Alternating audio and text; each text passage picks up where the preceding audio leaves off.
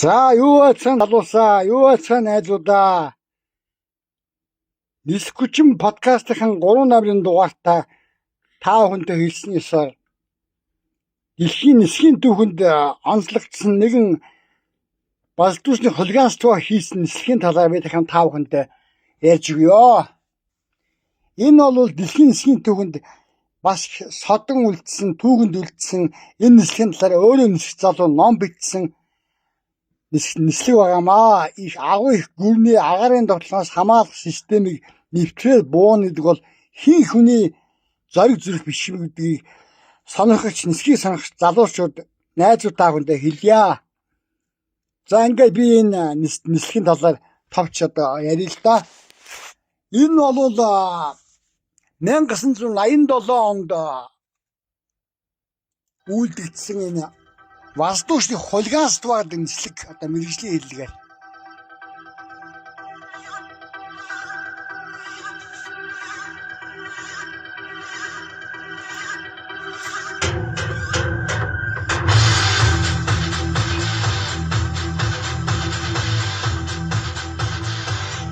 За Улаанбаатарт нислэг үйлдсэн залуу 18 настай нисгч Майтис Руст бол Германы сонгогч нисгч бөгөөд Гамбургаас Рейкьявик, Хельсинкиар дамжин Москваг руу хөнгөн онгоцоор ниссэн юм аа. Энэ нислэг 1987 оны ихэр болсон, дундуур болсон бөгөөд 1987 оны 5 сарын 28-нд Зүүн Талбад улсын Хилийн цэргийн баян өдрөөр улаан далбан Варшой Московицын гүүрэн дээр саадгүй газарлсан сайн нислэг гэдгийг залуучууд сонирхож та бүхэндээ хэлье. Би бол сайн гэж боддог энэ залуу.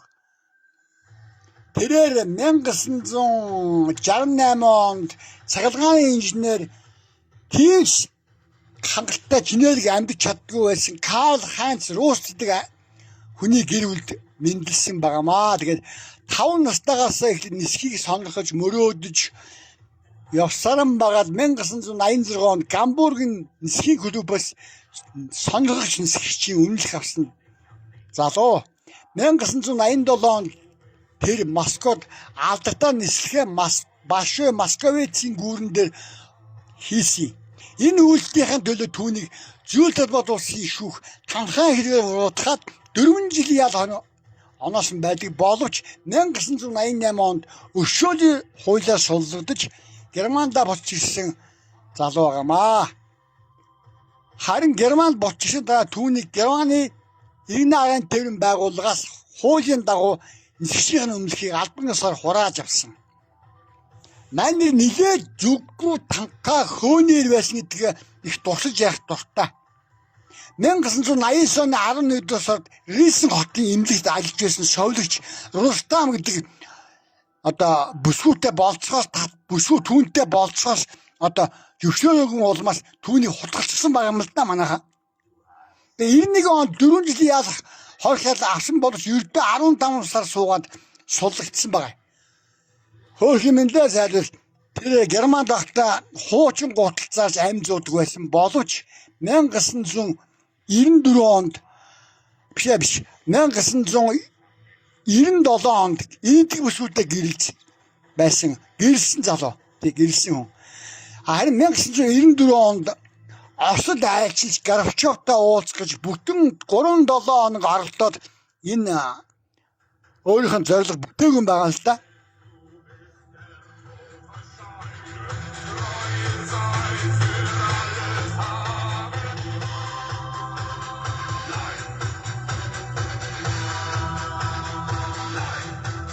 Тэгээд 1997 онд энэтхэгийн Бомбей хотын цааны газар хоолны шүлжээ ажилтнуудыг бизнесмен охин Гита гэдэг энэтхэг бүсгүүтэй гэрэлсийнхаа дараа энэтхэг бүсгүүд ихнэрээ дагуулаад Германда одоо очиж амьдэрсэн. Тэгээд 2001 оны 4 сард бас хөөний сайрээ энэ бас дэлгүүрээс ноолон зам хулгайлж баригдаад тэгээд түүнд шүүгээс 10,000 дооч маркийн торгуул онгодуулсан боловч хожим нь 600 маркийн торгуул болгож бууруулсан байгаа. Тэгээ 2012 онд тэр алдартай нислэг хийснийхээ 25 жилийн ойгоор дурсамжийн номоо хэвлүүлсэн хүн. Тэгээ 2008 онд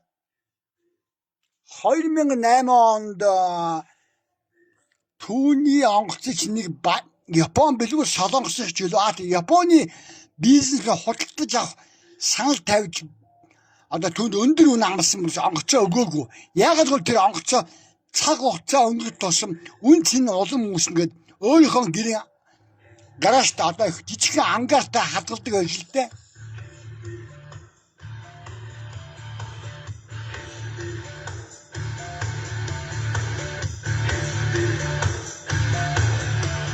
Тэгээд 2009 онд түүний энэ Cessna онгоцыг Германы техникийн музей худалдаж авсан байдаг юм аа.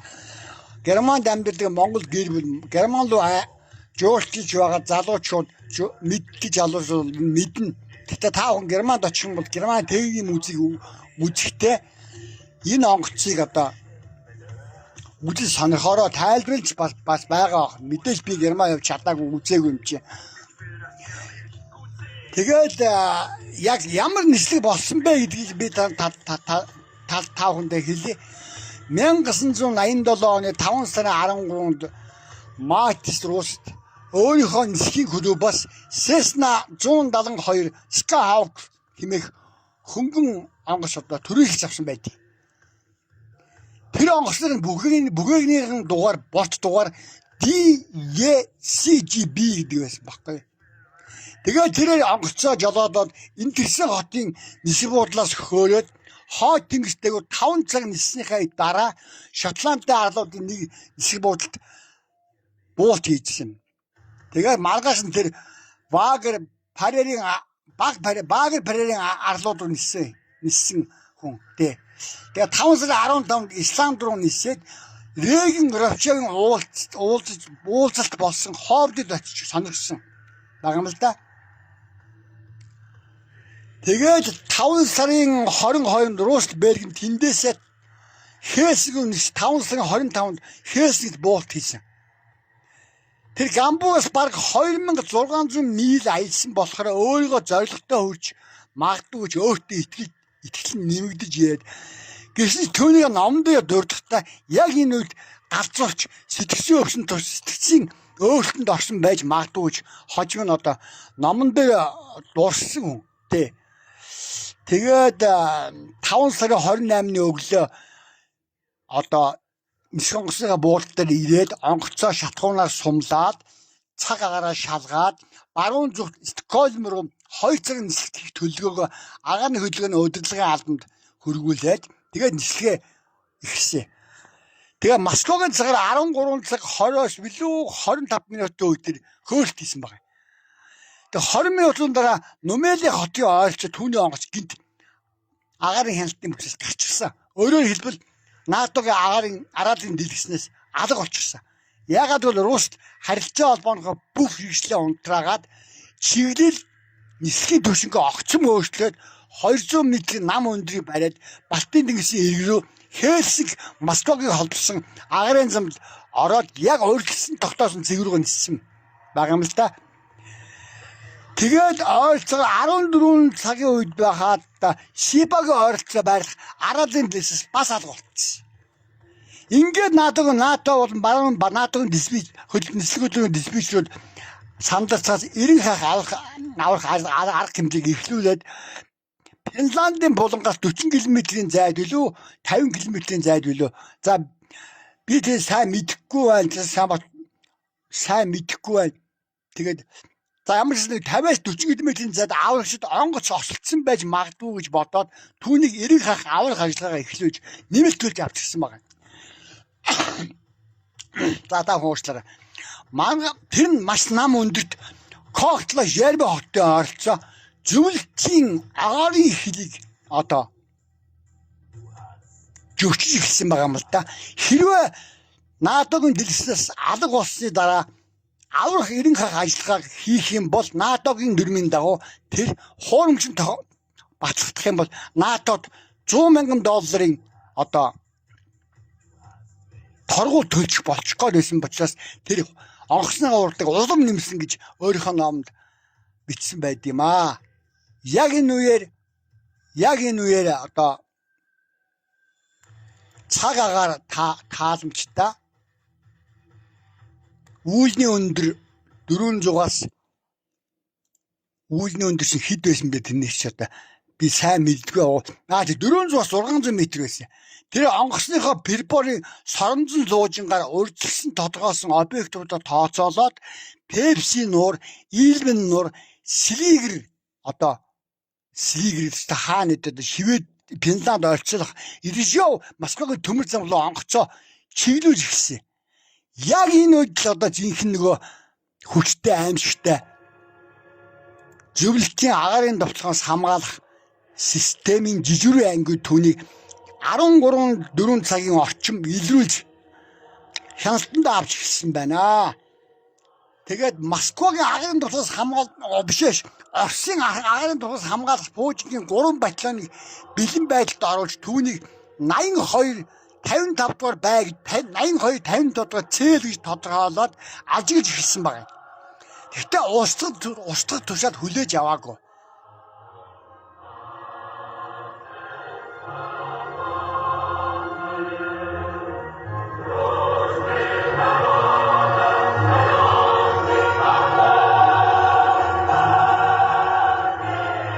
За ингээд зөвлөлтийн агаарын довтлохоос хамгаалах цэргийн МиГ-20 сөнөөж онгоцууд Тапо, Андреаполь, Хотила, Брестийн баазуудаас түүнийг амдаж хөөрөөд Родов хотын нутаг агаарын бүсэд 14 цаг 30 минутын үед Оросын МиГ-20 сөнөөж онгоцны нисгэж ахлах дижлэгч Пушнин гэдэг залуу ил санаагаа түүнийг илрүүлээд үүлний завсар яг спортын онгоц байна гэж төвдөө мэдээсэн байгаа юм л да манайхаа. Тэгээд ингээд зөвлөлтөнд нисгэж болохоор холбоогоор түүний онгоцыг харж тодорхойлж гад их биенийхэн дагуу бараан судалтаа цагаан өнгөтэй том хөнгөн онгоц нам өндөрт маш бага урдаа нисэж байна. Өндөр урдны сөнөгч онгоцоор байнга дагалд нисэж явах боломжгүй болоо гэж төвдөө мэдээсэн байгаа. Оросын зэгч түүнийг одоо ингээд ажиглаад хид хидэг эргэлтийн нислэг разводт хийгээд галны тушаал аваагүй болохоор зөвлөлтийн зүгээр баазгаа буцаад яваад өгсөн юм байд юм аа.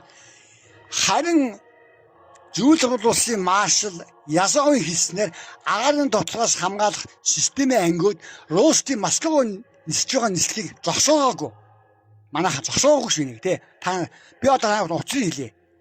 Учир нь 1983 онд зөвлөлтийн агаарын дотлохоос хамгаалах цэрэг Өмнөд Солонгосын Боинг 747 гэдэг онгоцыг Америкээс Сеул руу чиглэсэн нислэгээр нисэж байхад нь зөвлөлтийн зүүн эрэг Владивосток, Хабаровск орчмоор зөвлөлтийн агаарын хөлийг 200 км нэвтрэж орж ирэхэд нь зөвлөлтийн агаарын довтлоос хамгаалах систем буудлаж унгасан байт юм а.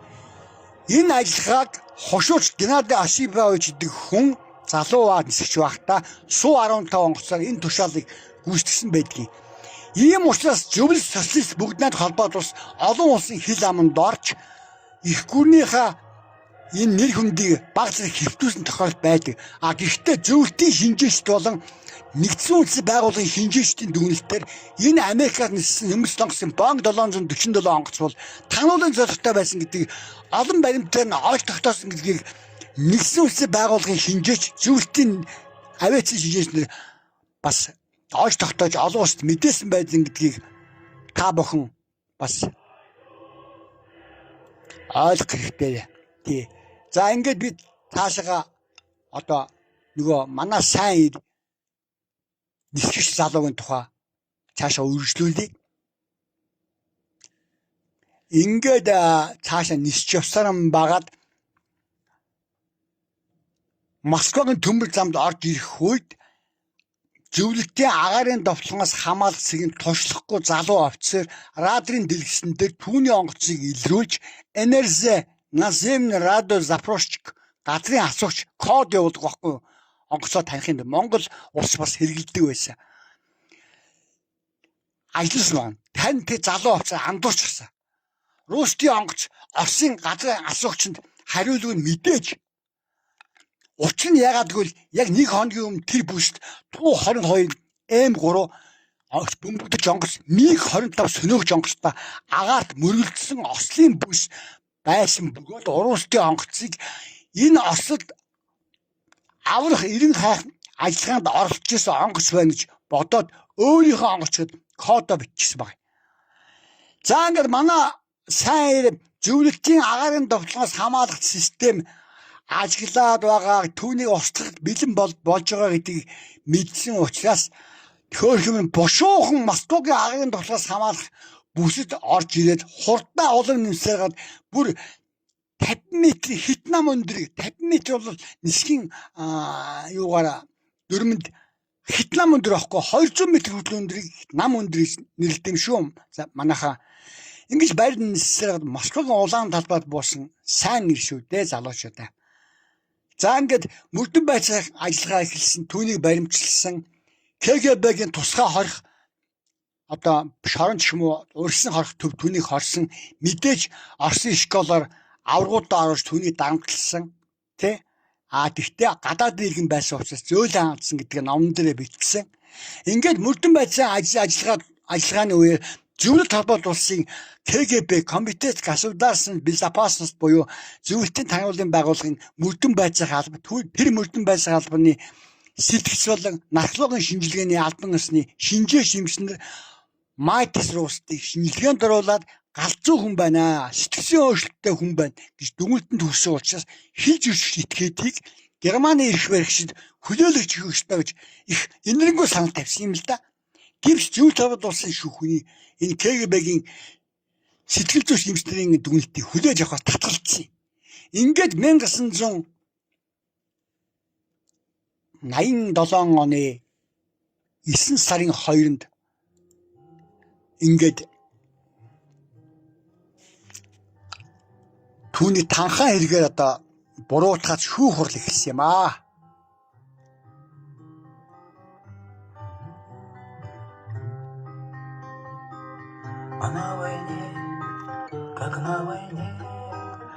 Түүний танхаараа буулгаж түүнд улаан талбайд газардсан байдал дээр нь хүмүүсийн амь насанд занал хийлсэн нисхийн хууль тогтоомж хамгийн гол нь зөвлөлтийн агаарын хэлийг хууль бусаар зөрчсөн гэдэг зүйл ангид тулгарсан мэдээлэлтэй. Харин хөөхөмс манай сайн Оросд өөрийгөө шүүх хурал дээр өмгөөлөхдөө энэ нислэг бол Америк нэгдсэн улс зөвлөлт социалист бүгд найд холбоот улс гэдэг дэлхийн хоёр их гүрнийг эвлэх ёстой. Хүүтэндээ дуусгах хэрэгтэй. Хүүтэндээ дуусгах хэрэгтэй. Энэ бол миний инх тавьд урайсан нислэг гэж хичнээн мэдэгдсэн ч зөвлөлтийн шүүх тогтоолоо гаргаж 9 сарын 4-нд түн 4 жилийн хойхол оноосон байдаг.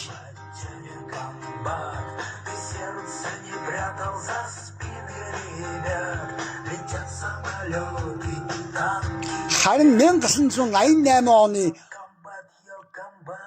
8-р сарын 3 тухайн үеийн зөвлөлт холбоот улсын дээд зөвлөлийн тэргүүлэгчдийн дарга Андрей Громонко өршөөл үйлдвэрлэх тухай зайлшгүй гарын үш зурснаар тэрэ Германда буцаж ирсэн залуу байд юм аа.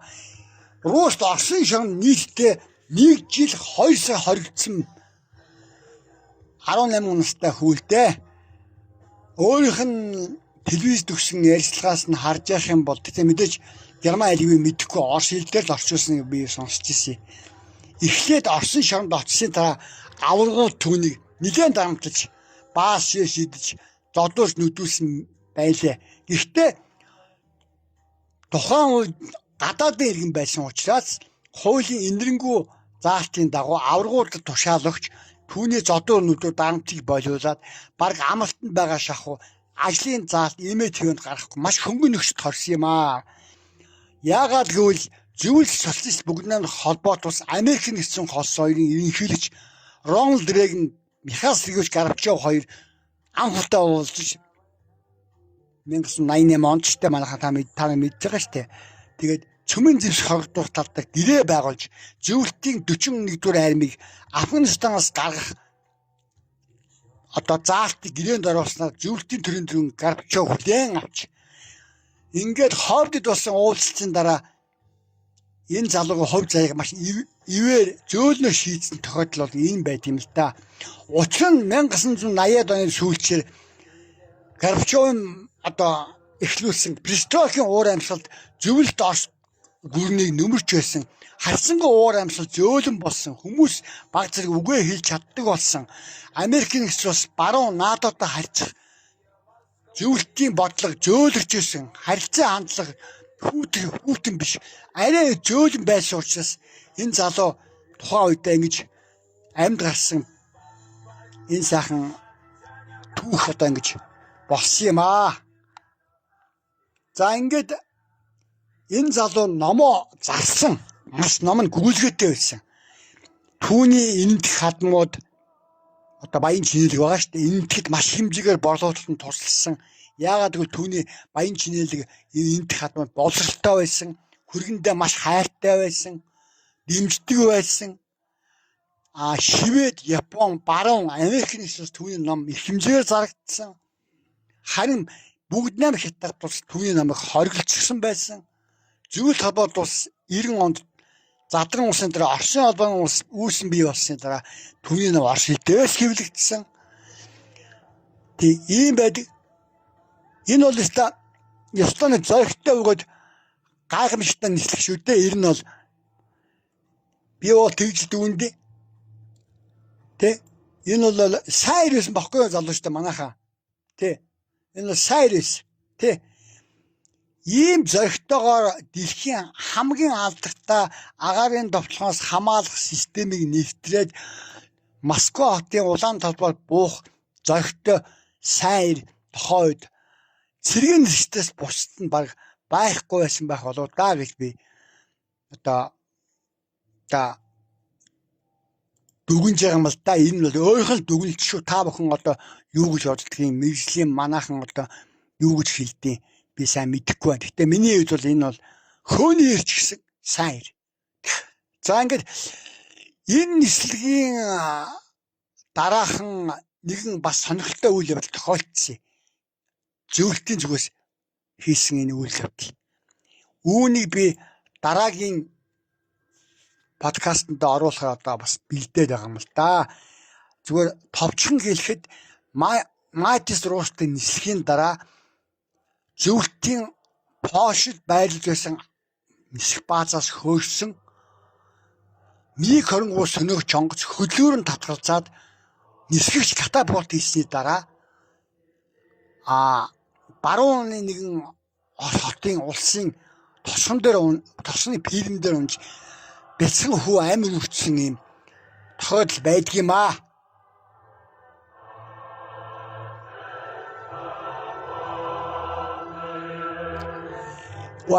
Энэ зөвлөлтийн нислэгийг дэлхийн шинжээчд, барууны шинжээчд Майкл Рустын Москваар хийсэн нислэгийн үйлдэлийн хариу болгож нисгсэн гэдгийг одоо баримтаар нотлохыг оролддог. Харин энэ нислэгийн талаар би үнэн бодит явдлын одоо та бүхэндээ дараагийн дугаартаа одоо оруулнаа. За ингээд та бүхэн наадмынхаа амралтаар маш сайхан амраад ирээрээ аюулгүй байдлаа хангаж машиныхаа хурдыг тохируулж гэр бүлдээ санаа тавьж өөрийнхөө амь насыг бодож сайхан аялаад сайхан амаад ичгээрээ. Удахгүй дараагийн подкастаараа уулзъя. Баярлалаа.